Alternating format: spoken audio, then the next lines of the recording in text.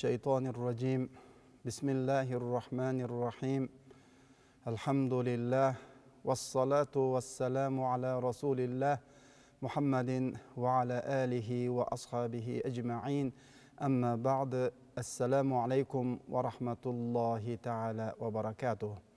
Eң биринчиден барыбызды жоктон бар кылып жараткан улуу жаратуучубуз Аллах субханаху ва таалага мактоолорубуз болсун. Андан кийин улуу жолбашчыбыз пайгамбарыбыз Мухаммад Мустафа саллаллаху алейхи ва салламга салам дуаларыбыз болсун.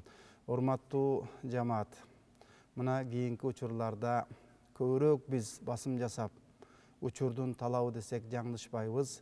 Мына мазхаб маселесинде көбүрөөк сүйлөөгө биз милдеттүүбүз. Себеби кийинки учурларда бара-бара ушул мазхабтын кереги жок, мазхаб карманбайбыз. Биз деген Куран менен, хадис менен жашашыбыз керек. Пайгамбарыбыз Мухаммад алейхиссалам бизге ушу Куран менен хадисти калтырган. Андыктан бул имам Азам рахматулла алейхилер бир канча жылдан кийин келип алып, биз алардын жолун ээрчибешибиз керек, мазхаб карманбашыбыз керек деген адамдардын саны артып барууда. Андыктан учурдун талабы деп биз дагы мына ушул мазхаб туурасында көбүрөөк элибизге баяндообуз бүгүн зарыл болуп турат. Биздин мазхабыбыз имам Азам Абу Ханифа мазхабындабыз, Ханафи мазхабын карманабыз. Албетте мазхаб жагына келгенде баарыбызга белгилүү болгондой 4 мазхабыбыз бар. Эң улуусу имам Азам Абу Ханифа, андан кийин имам Шафии, имам Малик, имам Ахмад Хамбал.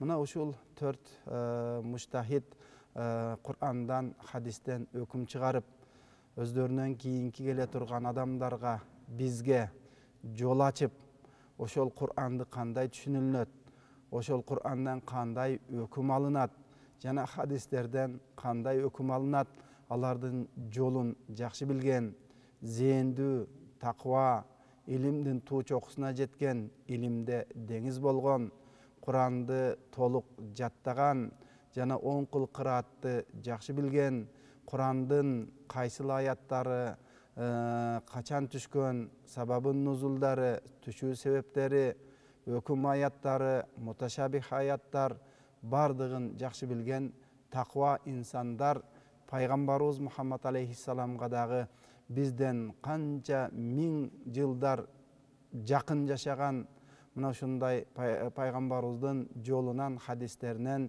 жана Курандан өкүм чыгарып бизге калтырган ушундай улуу инсандарыбыз өткөн. Биздин Орто Азиядагы, биз Кыргызстандагы тутунуп аткан мазхабыбыз, карманып аткан мазхабыбыз Ханафи мазхабы. Имам Азам Абу Ханифа Нуъман ибн Сабит ибн Зути ушундай улуу имамдардын улуусу имам Азам бизге ушундай жол башчылык кылып, Куранды, хадисти бизге жеткирген. Бүгүнкү күндө мына имам Азам рахматулла алейхи туурасында дагы кыскача өмүр баянынан баяндап өтсөк болот.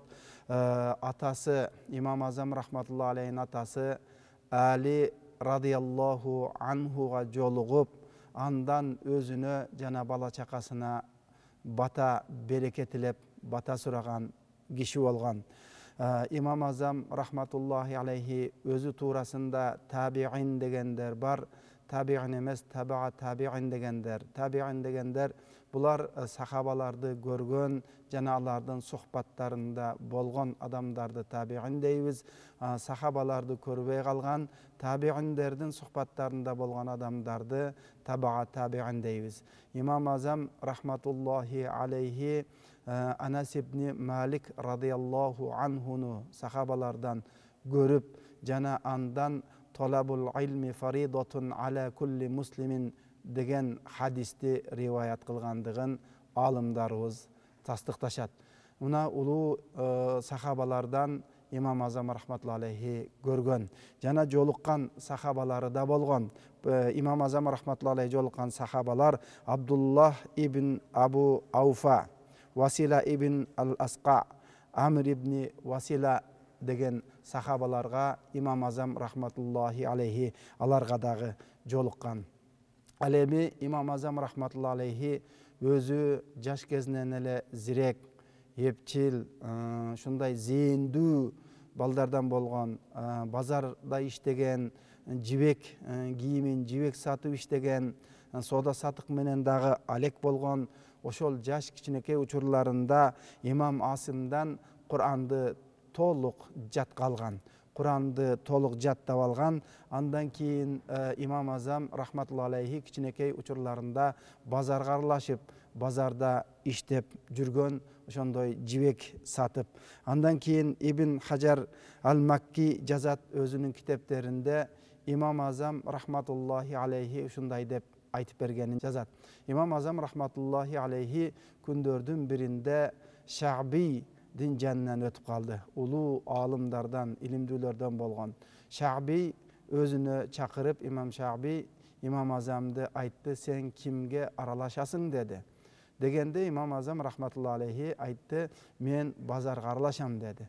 "Жок, мен базарды сураган жокмун, алымдарды сурап атам. Кайсы алымдар менен аралашасың?" дегенде, "Жок, мен алымдар менен аралашпаймын, көбүнчө базарда боломун" деди. Ошондо имам Шаъби айтты: "Сен алымдарга барып, ошолордун сухбаттарына катышкын, ошолорго жакын болгун" деди. Ошондон таасирленип, мен алымдардын сухбаттарында көп болдум, аларга жакын болдум. Жана көптөгөн адамдар имам Азам рахматулла алейхинин ушундай зээндүү, зирек, элпек, ар кандай нерсени тез кабыл ала турган, тез жаттап ала турган, ой пикири ушундай күчтүү болгон баланы көргөндө көпчүлүгү ушул илимдүү болсо, илим алса деп андан үмүт кылып, имам Азам рахматулла алейхин өзүнө дагы ошондой кичинекей кездеринде жеткирген. Имам Азам рахматулла алейхи илимдүүлөргө аралашып, эң биринчиден биз бүгүн акыйда деп аткан акыйда илиминде аябай жетик алым болгон. Ал жөнүндө китептерди жазган. Жана өзүнүн эскермелеринде ошондой бир ошол убактагы хавариждер болсун, ошол убактагы ошо хавариждер башында турган ар түрдүү агымдар чыгып келе жатканда, алар менен акыйда жагында талашып, тартышып, Басрага чейин бир канча жолу барып, Басрада бир жыл калып ал жердеги ошондой бузулуп бара жаткан агымдар менен аябай талашып, аларды көп туура эмес жолдордон туура жолго кайтарып, ушундай бир жетик алым болгон. Күндөрдүн биринде өзү дагы айткан шакирттери имам Зуфар айткандай, имам Азам рахматулла алейхи айтып берди дейт: "Күндөрдүн биринде мен акыйда илиминде, калам илиминде кол көзгө басар, сөмөй менен бир гана ушул деп көргөзө турган деңгээлге жеттим." Ошол учурда бир мечитте Хаммад ибн Сулайман улуу алымдардын халкасы, мындайча айтканда, ошол балдарды илим берип аткан, мындай тегерек болуп отуруп алып илим алып аткан жерге жакын жерде отурдум эле. Ошондо бир аял келип, ошол кул чорусу бар киши өзүнүн чорусуна талак бермекчи. "Бу кандай болот сүннөт кылайык?" дегенде, мен айттым, ошол жерде отурган Хаммад ибн Сулаймандан сурагындагы жообун мага айтып койгун дедим. Ошондо барып аял Хаммад ибн Сулаймандан сурап, ошол чорунун талагы кандай болот экендигин билип келип, кайра мага айтканда ойлонуп калдым. Мен фикты да окушум керек экен. Фикта дагы керек турбайбы деп, андан кийин галошумду, өзүмдүн кийимимди көтөрүп барып, ошол Хаммад ибн Сулаймандын алдына барып, фик илимин ала баштадым. Жана ошол жерде 10 жыл Хаммад ибн Сулаймандан фик илимин алгандан кийин өзүмдө бир ушундай илим берсем бекен деген ой пайда болуп калды дейт. Анан кийин ошол күндөрдө Хаммад ибн Сулаймандын бир туугандары кайтыш болуп, мени ал ордуна отургузуп, "Сен суроо жооп кылып тургун, сабак берип тургун" деп өзү ошол тууганынын жаназасына кетти дейт. Кайрылып келгенден кийин мен жооп берген, үкүм чыгарган суроолорго, илим берип аткан нерселеримди жазып алдым. 60 суроого жооп берген элем дейт. Хаммад ибн Сулайман келгенден кийин жазып алган суроолорумду ага көргөздүм. Ага көргөзсөм, ал карап чыгып, 40'ı tuura, mına 20'sı kata dep, kata jagındagy maga görgözüp berdi. Andan keyin oylap kaldım, jok, men ali ilimge oturguday, ilim bergidey bola ele ekenmin dep, dagı andan ary 8 yıl arkasынан ошол устазым Hammad ibn Sulayman ötkөнгө чейин andan ilimimdi aldım dep İmam Azam rahmetullahi aleyhi özünün eskermelerinde aytkanın şakirtleri İmam Zufar şunday dep bayandap berdi. İmam Azam rahmetullahi aleyhi mına şunday sodager bazarda iştegen bir jagынан jetik alım bolsa, al эми takvaçılık jagычı, takvaçılık jagı dagı ötө jogorу болгон. Oşol soda satыкta adamdardın bir gana özünün gana paydaсын oylobой, başka özü payda görüp atkanday satıp atkan kişiler tuurasında dagı oylongon. Gündördün birinde bir ayal jibek giyim alıp geldi. Jibek giyim alıp gelip, mına uşunu alıp koyasızbı dep İmam Azamga sunuştadı. İmam Azam rahmetullahi aleyhi bahası kança dep suradı. Suraganda 100 dirham dedi. Anan aytdı İmam Azam rahmetullahi aleyhi, yok 100 dirhamdan bul köp dedi. Anda 200 dedi. Yok alda jetpeyt dedi. Anda 300. Yok bulda jetpeyt at dedi. 400 dedi. Yok bulda jetpeyt at degende ayal açulanıp ne meni maskara kılıp atasızbı degende İmam Azam rahmetullahi aleyhi bir kişini aldırıp oşol ayaldın kiyimin jana jibek kiyimin bağlap bere turgan bir adamdı çakırtıp anan ошого bağlattı. Al 500 dirhamga bağlap berdi. Andan keyin anı berdi, ayalga akçaсын berip kiyimdi alıp koydu. Mına şunday dengelde takvaçılık jana özü soda satыкты bilbegen je bolsam baаны bilbegen adamlardan eптеп пайдаланып калайын деген takır bir kıpınça da oyu bolbogon takva insanlardan ele. Mına eskerүүлөрдө keyin İmam Azam rahmetullahi aleyhini kepin degen juğan adamdan da eskerme ыйлап turup, sen mına akırkı 30 yılda orozo menen жүрgönüңdü gördüm. 40 yıl tünündösü jambaşın şunday bir jerge tibey uktabay ibadat kılganыңды, ilim жазганыңды, ilim bergeningdi gördüm dep ыйлаган. Allah Taala seni rahimine alsın, Allah Taala seni mağfirat kılsın dep mına ыйлаган tuurasında bizge bayandamalar, bizge tarih betlerinde жазылган kiteplerden karaganыбызga şunday. Andыкtan urmattуу jamaat, бүгүnkү күндө biz aytkanday biz mazhab karmanbayбыз. Mazhabtın gereği yok. Mazhab degen bul Peygamberimiz aleyhisselam ötkөндөн keyin İmam Azam rahmetullahi aleyhi şu hicrattan keyin 80. yılı tuulsa, hicrattan keyin 80. yılı tuulsa anan bular gelip kanday ele bizge jol başçı bolot eken degen oydo бүгүnkү күндө da көбүрөөк mazhab karmanууdan baş tartuuga biz özübüz Kur'an'dan, hadisten öküm çıgarabыз degen adamdardın sanı artıp baruuda. Oşonduktan köbürөөк mazhab tuurasında, köbürөөк akida tuurasında biz bayandoolordu jasap жатканыбыз ушуларdan ulan bolup жатат. Эми mazhab tuurasında ayta turgan bolsok, бүгүnkү күндө ошол mazhab карманбайбыз, mazhabtын кереги жок.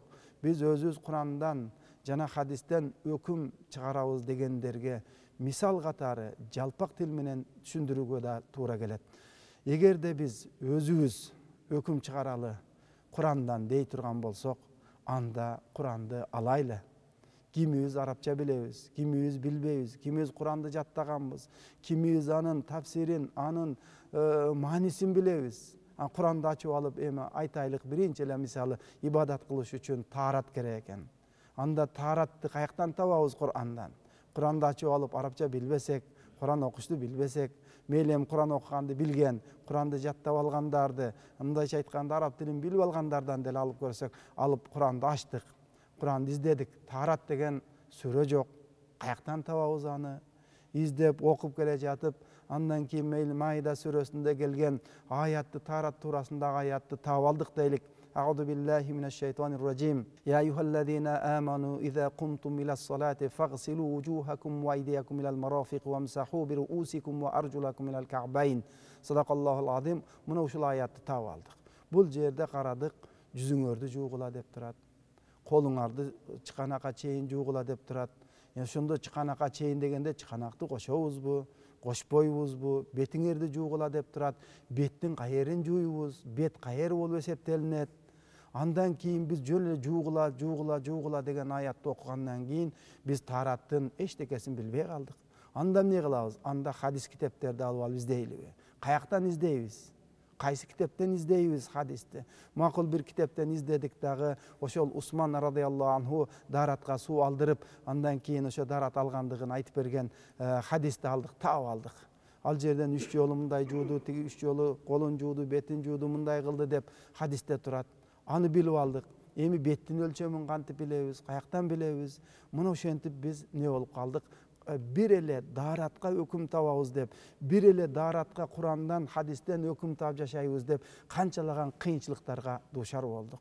Ал эми биздин мазхаб башчыларыбыз түзүп кеткен жолду, мисалы Мухтасар китебин ала турган болсок, Мухтасар китебинде бизге татына кайгылып, ошол Имам Азам рахматуллахи алейхи мазхаб башчыларыбыз, андан кийинки алымдарыбыз түзүп кеткен китептерден кыскартып бизге татына кайгылып туруп жазып койду. Ошол бетиңерди жуугула деген фарз өкүмүбү, важиппы, сүннөтпү, бул эмне? Ал эми буйрук эле болсо, фарз десек, кээ бир буйруктар бар, мубах болгон. Аны каяктан билебиз? Эми башыбыз айланып туруп калды. Анда ошол мазхабты карманган улуу алымдарыбыздын жазган китептеринен Мухтасарды алып карай турган болсок, Мухтасарда эми ошол таарат жөнүндө эмне деди? Фардул удуи гуслул важхи минаш-ша'ри илал удуни ва асфали зақни. Мына ушул жерде айтып атат, даараттын фарзы дейт. Билип атабыз, даараттын фарзы бетти жууш дейт, жүздү жууш. Ал эми жүздү кантип жууйбуз десем, минаш-ша'ри, чач чыккан жерден, илал удуни, кулактын жумшагына чейин, ийек астын кошуп, андан кийин сакалы барларга сакалды хилала кылып, ичине суу жеткирип коюу фарз экендерин бизге таптаяр кылып китептерде түшүрүп жазып койду. Мына бизге оңой эмеспи мазхабты карманып алып жашаганыбыз? Азыр эле биз айтып өткөндөй, Курандын каягынан табабыз аны? Куранды окуса түшүнөбүзбү? Адам фарз деген, важип деген, харам деген, макрух деген өкүмдөрдү биз ойлоп чыгара алабызбы? Ого акылыбыз жетеби? Жөндөн жөн эле биз мисал келтиргендей, адамдарды мазхабтан кайтарып, туура эмес жолго. Себеби мазхабта Кур'ан менен хадис менен жашабайт. Булар Имам Азам рахматуллахи алейхинин буйруктары, өкүмдөрү менен жашат деген ойго келет. Алар өкүмдү өзүнүн оюнан башка жактан чыгарып алдыбы? Жок, алар Кур'андан, хадистен алды. Алар Кур'ан менен, хадис менен алектенип, ошончогон чоң илими менен, такыбачылыгы менен өзүнөн кийинки келе турган муунга алар өтүп кетсе, бүгүн биз кандай кыйналмак элек? Ушундай кыйынчылыктардын алдын алып, алар ошондой илими менен бизге жол түзүп, мазхаб жол башчыларыбыз болуп калды. Андыктан, урматтуу жамаат, биз азыркы жалпак эле тил менен мисал келтиргендей бир эле даарат жөнүндө айттык. Ал эми соода сатыгыбызчы, ал эми бала эмизүүбүзчү, никечи, талакчы, ажылык, умура, эгер уурлук кылсам эмне болот, жоготуп алсам эмне болот, таап алсам эмне болот, баланы таап алсам эмне болот, эми мечитке киргенде кандай, чыкканда кандай, орозо, зекет, малдан акча таап, кыскасы бардык тараптан алганда биз өзүбүз каяктан Кур'андан, хадистен өкүм чыгара алат элек. Андыктан биз мазхабта бекем болсок, Кур'ан менен, хадис менен жашаган болобуз. Имам Азам рахматуллахи алейхини дагы Нух ибн Мустафа ал-Кавнаи деген алым өзүнүн китептеринде жазыптыр. Анын карап чыккан маселелерин эсептесе 1.273.000 маселе карап чыккандыгын бизге өзүнүн китебинде баяндаптыр. Мынандай эмгектерди жараткан адамдардын жолун кармабагыла, алардан качкыла деп адамдардын башын айландыруу бир болбогон эле фитна. Болбогон эле бир өздөрү деле акылы жетпеген бир туура эмес жолго адамдарды үндөп жаткандыгынын белгиси. Андыктан, урматтуу элим, журтум, биз ушундай мазхабта, улуу мазхаб башчыбыз болгон Имам Азам рахматуллахи алейхинин жолунда бекем болубуз. Элибизге ынтымакчылык, биримдик, саламатчылык, тынчтык алып келе турган жана туура жолду көргөзө турган гана жолубузда ата бабаларыбыз жашап келгендей, биз дагы өзүбүз да урпактарга аны калтырып кетүүнү Аллахым насип эткен болсун. Мазхабыбызда бекем болойлук. Ассаламу алейкум ва рахматуллахи ва баракатух.